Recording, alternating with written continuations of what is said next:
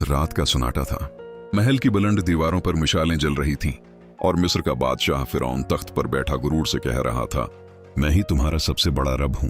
लोग डर के मारे खामोश थे, क्योंकि जो उसके खिलाफ बोलता उसे सख्त सजा मिलती थी। एक बच्चा जो दरिया में बहा दिया गया।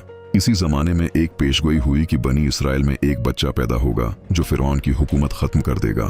फिरौन ने हुक्म दिया कि हर नौजायदा लड़के को कत्ल कर दिया जाए, मगर अल्लाह का फैसला कुछ और था। एक माँ ने अपने नन्हे बेटे को संदूक में रखा और दरिया में बहा दिया। वो बच्चा कोई और नहीं बल्कि हजरत मूसी थे। दरिया का पानी उसे सीधा फिरौन के महल तक ले आया। फिरौन की बीवी आसिया बंत मज़ाहिम ने जब बच्चे को देखा तो उसका दिल नर्म हो गया। उन्होंने कहा, ये बच्चा मेरी आंखों की ठंडक है, उसे कत्ल न करो। यूं जिस बच्चे से फिरौन डरता था वही उसके महल में पलने लगा। हक का ऐलान। कई साल बाद अल्लाह ने हजरत मूसी को नबूत आता की और हुक्म दिया कि फिरौन के पास जाकर हक की दावत दें।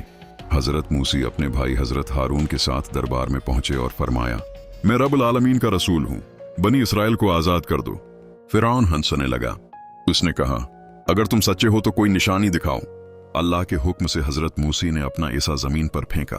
वो एक बड़ा आयधा बन गया, मगर फिरौन ने जादूगरों को बुला लिया। जब जादूगरों ने माजिज़ा देखा तो फौरन सजदे में गिर गए और बोल उठे, हम उसी के रब पर ईमान लाए। फिरौन गुस्से से पागल हो गया। उसने उन्हें सख्त सजाएं देने का हुक्म दिया। आखिरी अंजाम। आखिरकार फिरौन ने अपनी फौज के साथ बनी इसराइल का पीछा किया। सामने समंदर था, पीछे फिरौन की फौज। हजरत मूसी ने असा मारा, समंदर दो हिस्सों में तकसीम हो गया। बनी इसराइल रास्ते से गुजर गए। जब फिरौन अपनी फौज के साथ बीच में पहुंचा तो पानी वापस आ गया। डूबते वक्त फिरौन चलाया, मैं ईमान लाता हूं, मगर अब देर हो चुकी थी। अल्लाह ने फरमाया कि आज हम तुम्हारी लाश को महफूज रखेंगे ताकि तुम बाद वालों के लिए निशानी बन जाओ।